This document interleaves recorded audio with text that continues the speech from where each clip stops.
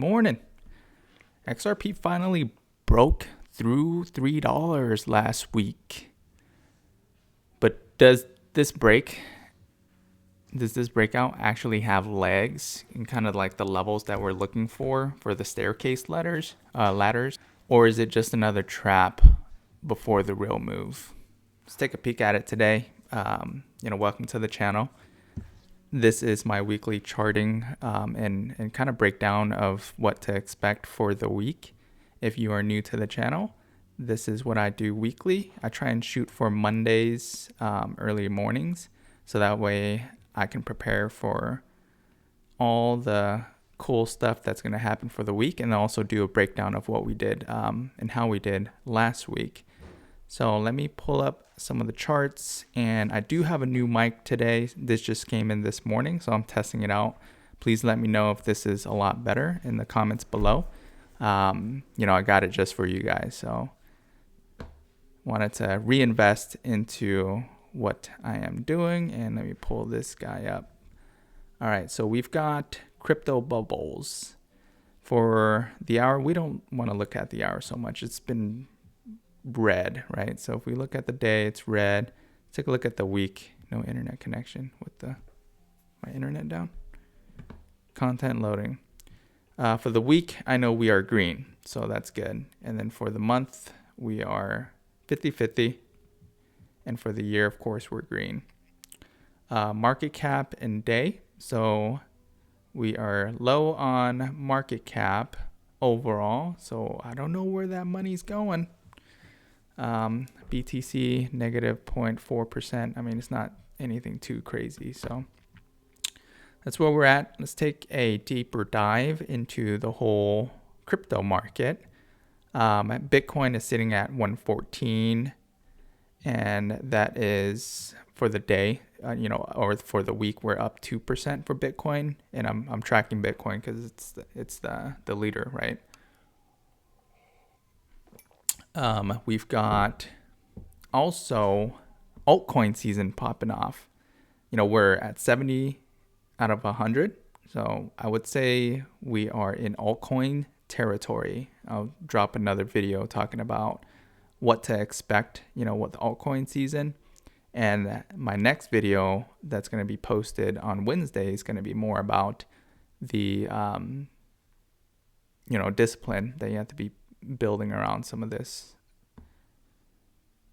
And then we've got Ethereum and XRP. Of course, XRP is up 1.47% for the week, and we broke $3. We're sitting pretty stable right now. Fear and Greed Index is at 51. Let's dive into XRP. We hit 318, I believe, at the high, which is what last week I talked about. I was just like, hey, I think it's going to hit 316 right after it breaks the $3. So looks like it jumped up to 318. So we're spot on with that. And then it started retracing and correcting back down, back to $3. I think it'll sit around, $2.95 and $3 for this week, but we'll get into some of the legs of that. And if we continue to break upwards past 315, 316, then we're going to see, the 350 range is what I'm targeting. So for the past, let's do months. So 318, yeah, that's the high. The low is 271. So keep it very simple. When we're looking for the legs down, the low is going to be 271 at the very lowest. And then at the resistance, we've got the 318 range. So that still holds pretty true. And let me check a couple things over here. Okay, so we're good with that.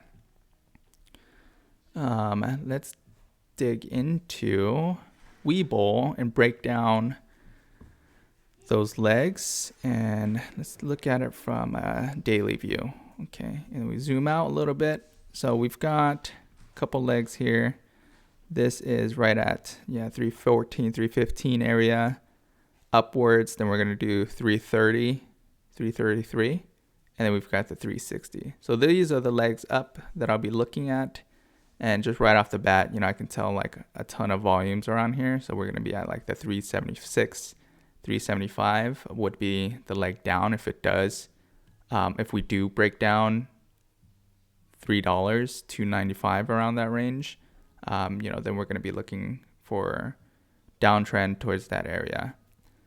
We look like we're consolidating. It is a downtrend as of right now, for the daily view. And then 4-hour view is pretty short. Again, what I do is I trade for fun, XRP, and then I also have my long-term investments. Investments is categorized for anything that you're going to hold for at minimum 4 years, right? So when you think about investments, think of like you're keeping it at least for 4 years. So that's dollar cost averaging, every single dollar that I put in there, I know it's going to be stuck there for at minimum 4 years. And anything outside of that, you're trading. So keep that in mind. That is the charts for now. We've also got a ETH. I put in a cash secure put, so that way I can get my premiums. I put this for 2 weeks. Expiration date for 2 weeks on next Friday. Not next Friday. Yeah, next Friday. It's going to be next Friday. That's like a $40-something premium for 100 shares. So you're going to have like your $3,000 locked up, and then you get a $44 premium. Whatever, you want to do. If you want to do 500, you can get, $44 times 5. Then that's what your premium returns can be. So we can get more into that later, but that's just one of my passive income strategies, semi-passive, for me to just stay in the market, try and understand what's going on. Again, I just got into ETH. It's the Ethereum ETF. I will be looking to do the same for XRP once we have the spot ETFs open. So that way we have a full ecosystem of XRP. All right, let's get into Perplexity now and see what the fundamentals are looking like. Sometimes I have to go like this and it takes forever. Maybe home. There we go. Okay. Let's see. How is XRP doing for the week and upcoming week? What are some of the fundamentals for coming? Okay, let's take a peek at this and see what to look for this week. And there we go.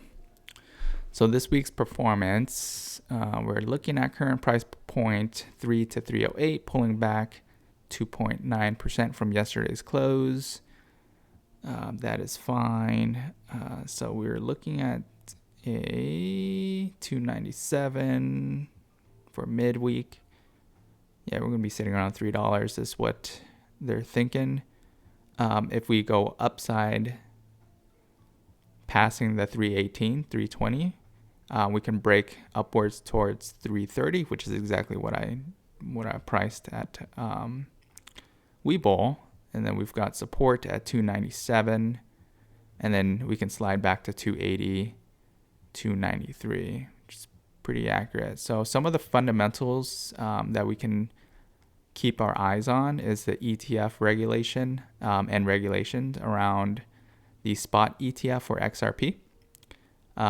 So we've got a lot of the major asset managers' participation continue to drive optimism, and any positive update could set off a significant rally. So just watch out for that. Whenever there's a huge pump up, it always has to correct, and then after that it starts to kind of level out. So if you're just looking at this from a long-term perspective, then enjoy the highs and then don't look at it afterwards. We've got institutional partnerships for Q3 push, and then net flows and utility. So we've got Ripple network settlement volumes and positive net flows in recent weeks point to growing utility demand. This strengthens the token's resilience during downside volatility. So there's just a lot of utility going on, is what they're saying. Global adoption, ongoing payment participation, partnerships in Latin America, Asia, and then a bunch of other regions that I don't understand. But I know it's just getting global adoption. That's what I'm seeing. And then we've got a breakout above 318. We already talked about that for the technical patterns. 320 could trigger swift momentum up, while failure to hold 297 could lead to a correction. So just a little recap and summary. XRP's held its weekly gains, and it's consolidating at 303, which is a win. Take the win. And we got in at 280, 282 for the short, and technically I should have gotten it out at 318, but I was like, I think it's gonna go up, higher to the upside. That's just my bets.